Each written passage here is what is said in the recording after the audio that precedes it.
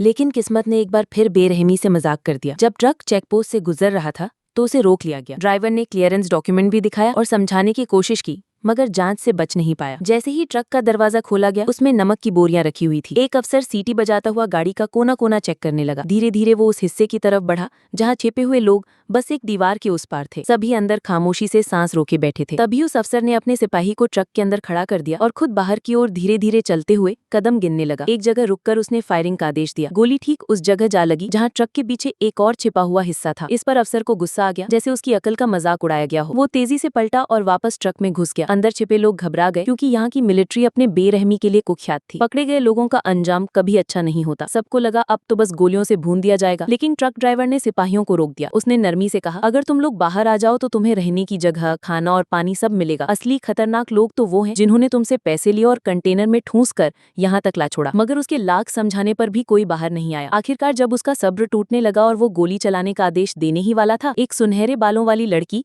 हिम्मत करके बाहर निकल आई। उसे देखकर ड्राइवर ने अपने लोगों को हथियार नीचे रखने को कहा और खुद आगे बढ़कर दोस्ताना अंदाज में बात करने लगा। लड़की को लगा कि उसे शायद अब मदद मिलेगी, लेकिन अगले ही पल वो धोखे से गोली मार दी गई। उसका शरीर वहीं गिर पड़ा। बाकी लोग भी एक एक कर गोलीबारी में मारे गए। सिर्फ एक औरत जो लकड़ी के बक्से के ऊपर छिपी थी किसी तरह बच गई। उसने अपने मुंह को दोनों हाथों से कसकर दबा रखा था ताकि कोई आवाज बाहर न जाए। उसी वक्त एक कुत्ता अचानक बाहर निकल आया। ड्राइवर जो कुछ पल पहले हैवान बना हुआ था, अब एकदम मासूम दिखने की एक्टिंग करने लगा। जैसे ही वो जाने लगा, अंदर से एक छोटी लड़की की आवाज आ गई। ड्राइवर ने अपने लोगों को साफ सफाई का ऑर्डर दिया। लाशों को एक एक कर बाहर ले जाया गया, खून धोया गया और सबूत मिटा दिए गए। जब कंटेनर के दरवाजे बंद हुए तो वो नरसंहार भी खत्म हो गया। औरत ने धीरे धीरे मुंह से हाथ हटाया और फूट फूट कर रोने लगी। उसे लगा शायद अब बुरा वक्त गुजर गया, लेकिन उसे नहीं पता था कि असली त्रासदी अभी बाकी है। कंटेनर को एक जहाज पर लाद दिया गया। पेट में पल रहे अपने बच्चे को महसूस करते हुए उसने खुद से वादा किया, मुझे हर हाल में जिंदा रहना है। थकान में वो कब सो गई पता ही नहीं चला। अचानक एक जोरदार झटका उसे नींद से जगा गया। समंदर में तूफान आ गया था। डर और जिंदा रहने की चाह में वो मदद के लिए चिल्लाने लगी, मगर बाहर कोई सुन नहीं पा रहा था। तूफान में जहाज पलट गया और कंटेनर दूर समंदर में उछल कर गिरा। जब उसे होश आया तो समय और जगह का कोई अंदाजा नहीं था। जैसे तैसे उठकर उसने देखा उसका कंटेनर समंदर में अकेला तैर रहा है।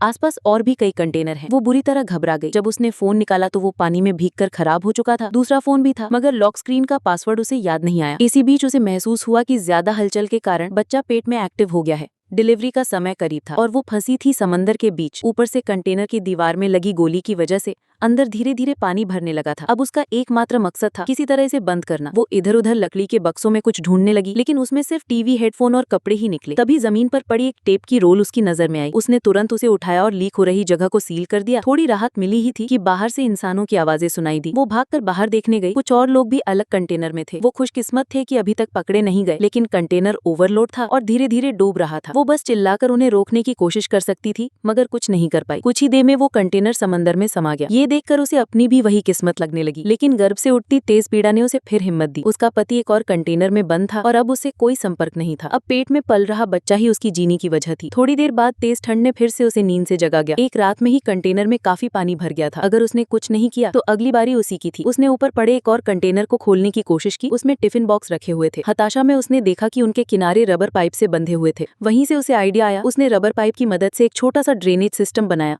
और फिर कंटेनर के सारे बक्से एक तरफ खिसका दिए ताकि पानी एक और इकट्ठा होकर बाहर निकल सके। थोड़ी मेहनत के बाद वो कामयाब हुई। अब कंटेनर थोड़ा स्टेबल हो गया था। फिर उसने बाकी सामान चेक किया। 2 बोतल पीने का पानी और कुछ और छोटी मोटी चीजें थी। तभी तेज दर्द उठा। अब वो पल आ गया था। बारिश के बीच अकेले जबरदस्त पीड़ा सहकर उसने एक बच्चे को जन्म दिया। ये एक ऐसी लड़ाई थी जिसे सिर्फ वो ही जानती थी। बच्चा स्वस्थ था, लेकिन एक नई मुसीबत सामने खड़ी थी। दूध नहीं था। शरीर में अब इतना पोषण बचा ही नहीं था। उसने किसी तरह खुद को समेटा, लेकिन बच्चा भूख से रोने लगा। उसे चुप कराने के लिए वो गाना गाने लगी, लेकिन उसका रोना बंद नहीं हुआ। उसके पास कोई चारा नहीं था। भूख से बेहाल उसने आखिरी सहारा लिया। प्लेसेंटा खा लिया। जैसे थोड़ी ताकत तो मिल गई, लेकिन ये भी ज्यादा देर साथ नहीं दे सकती थी। अब जरूरी था किसी तरह कंटेनर काटकर बाहर निकलना। तभी उसे एक ड्रिल मशीन मिली, लेकिन थोड़ी देर बाद वो भी बंद हो गई। आखिरी उम्मीद भी खत्म हो गई। गुस्से और मायूसी में वो चीजें तोड़ने लगी और तभी एक ब्लेड जैसी आरी हाथ लग गई। इसमें आरी जैसे दांत थे। उम्मीद जगी, लेकिन ये भी मशीन जैसी तेज नहीं थी। काटते काटते उसके हाथ बुरी तरह घायल हो गए। शरीर में पानी की कमी थी और वो लगभग बेहोशी की हालत में थी। रात को उसने हाथ बढ़ाया और वही अध खाया प्लेसेंटा फिर से उसके हाथ में आ गया।